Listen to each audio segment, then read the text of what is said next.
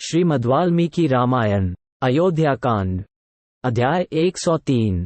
श्री राम आदि का विलाप, पिता के लिए जलांजलि दान, पिंडदान और रोदन। भरत की कही हुई पिता की मृत्यु से संबंध रखने वाली करुणाजनक बात सुनकर श्री रामचंद्र जी दुख के कारण अचेत हो गए।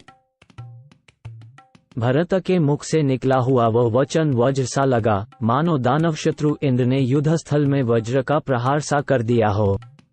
मन को प्रिय न लगने वाले उस वाग वज्र को सुनकर शत्रुओं को संताप देने वाले श्री राम दोनों भुजाओं को ऊपर उठाकर जिसकी डालियां खिली हुई हों, वन में कुल्हाड़ी से कटे हुए उस वृक्ष की भांति पृथ्वी पर गिर पड़े। भरत के दर्शन से श्री राम को हर्ष हुआ था, पिता की मृत्यु के संवाद से दुख, अतः उन्हें खिले और कटे हुए पेड़ की उपमा दी गई है।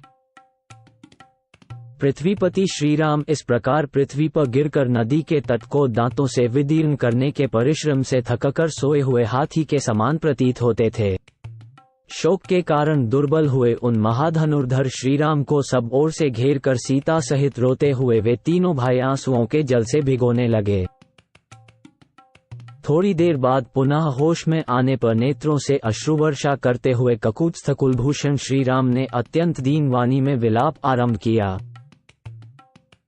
पृथ्वीपति महाराज दशरथ को स्वर्गगामी हुआ सुनकर धर्मात्मा श्रीराम ने भरत से ये धर्मयुक्त बात कही। भैया, जब पिताजी परलोकवासी हो गए तब अयोध्या में चलकर अब मैं क्या करूंगा? उन राज शिरोमणि पिता से हीन हुई उस अयोध्या का अब कौन पालन करेगा? हाय, जो पिताजी मेरे ही शोक से मृत्यु को प्राप्त हुए, उन्हीं का मैं दाह संस्कार तक न कर सका। मुझ जैसे व्यर्थ जन्म लेने वाले पुत्र से उन महात्मा पिता का कौन सा कार्य सिद्ध हुआ? निष्पाप भरत, तुम ही कृतार्थ हो। तुम्हारा अहोभाग्य है जिससे तुमने और शत्रुघ्न ने सभी प्रेत कार्यों, पालौकिक कृत्यों में संस्कार कर्म के द्वारा महाराज का पूजन किया है। महाराज दशरथ से हीन हुई अयोध्या अब प्रधान शासक से रहित हो अस्वस्थ एवं आकुल हो उठी है। अतः वनवास से लौटने पर भी मेरे मन में अयोध्या जाने का उत्साह नहीं रह गया है। परंतु भरत, वनवास की अवधि समाप्त करके यदि मैं अयोध्या में जाऊं तो फिर कौन मुझे कर्तव्य का उपदेश देगा, क्योंकि पिताजी तो परलोकवासी हो गए। पहले जब मैं उनकी किसी आज्ञा का पालन करता था तब वे मेरे सद्व्यवहार को देखकर मेरा उत्साह बढ़ाने के लिए जो जो बातें कहा करते थे, कानों को सुख पहुंचाने वाली उन बातों को अब मैं किसके मुख से सुनूंगा? भरत से ऐसा कहकर शोक संतप्त श्री रामचंद्र जी पूर्ण चंद्रमा के समान मनोहर मुख वाली अपनी पत्नी के पास आकर बोले, सीते, तुम्हारे श्वशुर चल बसे। लक्ष्मण, तुम पितृहीन हो गए। भरत पृथ्वीपति महाराज दशरथ के स्वर्गवास का दुखदायी समाचार सुना रहे हैं। श्री रामचंद्र जी के ऐसा कहने पर उन सभी यशस्वी कुमारों के नेत्रों में बहुत अधिक आंसू उमड़ आए। तदनंतर सभी भाइयों ने दुखी हुए श्री रामचंद्र जी को सांत्वना देते हुए कहा, भैया, अब पृथ्वीपति पिताजी के लिए जलांजलि दान कीजिए। अपने श्वशुर महाराज दशरथ के स्वर्गवास का समाचार सुनकर सीता के नेत्रों में आंसू भर आए। वे अपने प्रियतम श्री रामचंद्र जी की ओर देख न सकी। तदनंतर रोती हुई जनक कुमारी को सांत्वना देकर दुखमग्न श्रीराम ने अत्यंत दुखी हुए लक्ष्मण से कहा, भाई, तुम इंगदी का पिसा हुआ फल और चीर एवं उत्तरीय ले आओ। मैं महात्मा पिता को जलदान देने के लिए चलूंगा। सीता, आगे आगे चलें। इनके पीछे तुम चलो और तुम्हारे पीछे मैं चलूंगा। शोक के समय की यही परिपाटी है जो अत्यंत दारुण होती है। तत्पश्चात उनके कुल के परंपरागत सेवक, आत्मज्ञानी, परम बुद्धिमान, कोमल स्वभाव वाले, जितेंद्रिय, तेजस्वी और श्रीराम के सुदृढ़ भक्त सुमंत्र समस्त राजकुमारों के साथ श्रीराम को धैर्य बंधाकर उन्हें हाथ का सहारा दे कल्याणमयी मंदाकिनी के तट पर ले गए।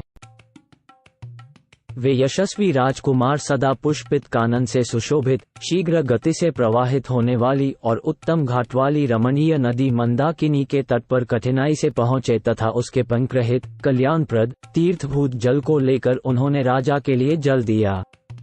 उस समय वे बोले, पिताजी, ये जल आपकी सेवा में उपस्थित हो। पृथ्वीपालक श्रीराम ने जल से भरी हुई अंजलि ले दक्षिण दिशा की ओर मुंह करके रोते हुए इस प्रकार कहा, मेरे पूज्य पिता राज शिरोमणि महाराज दशरथ, आज मेरा दिया हुआ यह निर्मल जल पितृलोक में गए हुए आपको इक्ष्रूप से प्राप्त हो। इसके बाद मंदाकिनी के जल से निकलकर किनारे पर आकर तेजस्वी श्री रघुनाथ जी ने अपने भाइयों के साथ मिलकर पिता के लिए पिंडदान किया। उन्होंने इंगदी के गूदे में बेर मिलाकर उसका पिंड तैयार किया और बिछे हुए कुशों पर उसे रखकर अत्यंत दुख से आर्त हो रोते हुए यह बात कही, महाराज, प्रसन्नतापूर्वक ये भोजन स्वीकार कीजिए, क्योंकि आजकल यही हम लोगों का आहार है। मनुष्य स्वयं जो अन्न खाता है वही उसके देवता भी ग्रहण करते हैं। इसके बाद उसी मार्ग से मंदाकिनी तट के ऊपर आकर पृथ्वीपालक पुरुष सिंह श्री राम सुंदर शिखर वाले चित्रकूट पर्वत पर चढ़े और पर्णकुटी के द्वार पर आकर भरत और लक्ष्मण दोनों भाइयों को दोनों हाथों से पकड़कर रोने लगे। सीता सहित रोते हुए उन चारों भाइयों के रुदन शब्द से उस पर्वत पर गरजते हुए सिंहों के दहाड़ने के समान प्रतिध्वनि होने लगी। पिता को जलांजलि देकर रोते हुए उन महाबली भाइयों के रोदन का तुमुल नाद सुनकर भरत के सैनिक किसी भय की आशंका से डर गए। फिर उसे पहचान कर वे एक दूसरे से बोले, निश्चय ही भरत श्री रामचंद्र जी से मिले हैं। अपने परलोकवासी पिता के लिए शोक करने वाले उन चारों भाइयों के रोने का ही यह महान शब्द है। यूं कहकर उन सब ने अपनी सवारियों को तो वहीं छोड़ दिया और जिस स्थान से वह आवाज आ रही थी उसी ओर मुंह किए एकचित होकर वे दौड़ पड़े। उनसे भिन्न जो सुकुमार मनुष्य थे उनमें से कुछ लोग घोड़ों से, कुछ हाथियों से और कुछ सजे सजाए रथों से ही आगे बढ़े। कितने ही मनुष्य पैदल ही चल दिए। यद्यपि श्री रामचंद्र जी को परदेश में आए अभी थोड़े ही दिन हुए थे, तथापि लोगों को ऐसा जान पड़ता था कि मानो वे दीर्घकाल से परदेश में रह रहे हैं। अतः सब लोग उनके दर्शन की इच्छा से सहसा आश्रम की ओर चल दिए। वे लोग चारों भाइयों का मिलन देखने की इच्छा से खुरों एवं पहियों से युक्त नाना प्रकार की सवारियों द्वारा बड़ी उतावली के साथ चले। अनेक प्रकार की सवारियों तथा रथ की पहियों से आक्रांत हुई वह भूमि भयंकर शब्द करने लगी, ठीक उसी तरह जैसे मेघों की घटा घिर आने पर आकाश में गड़गड़ाहट होने लगती है। उस तुमुल नाद से भयभीत हुए हाथी हथिनियों से घिरकर मद की गंध से उस स्थान को सुवासित करते हुए वहां से दूसरे वन में भाग गए। वराह, भेड़िए, सिंह, भैंसें, श्रिम, मृगविशेष, व्याघ्र, गोकर्ण, मृगविशेष और गवे, नीलगाय, चितकबरे हरिणों सहित संत्रस्त हो उठे। चक्रवाक, हंस, जलकुक्कुट, वक, कारंडव, नरकोकल और क्रौंच पक्षी होश हवाश खोकर विभिन्न दिशाओं में उड़ गए। उस शब्द से डरे हुए पक्षी आकाश में छा गए और नीचे की भूमि मनुष्यों से भर गई। इस प्रकार उन दोनों की समान रूप से शोभा होने लगी। लोगों ने सहसा पहुंचकर देखा, यशस्वी पापरहित पुरुष सिंह श्रीराम वेदी पर बैठे हैं। श्रीराम के पास जाने पर सबके मुख आंसुओं से भीग गए और सब लोग मंत्रा सहित कैकेयी की निंदा करने लगे। उन सब लोगों के नेत्र आंसुओं से भरे हुए थे और वे सब के सब अत्यंत दुखी हो रहे थे। धर्मज्ञ श्रीराम ने उन्हें देखकर पिता माता की भांति हृदय से लगाया। श्रीराम ने कुछ मनुष्यों को वहां छाती से लगाया तथा कुछ लोगों ने पहुंचकर वहां उनके चरणों में प्रणाम किया। राजकुमार श्रीराम ने उस समय वहां आए हुए सभी मित्रों और बंधु बांधवों का यथायोग्य सम्मान किया।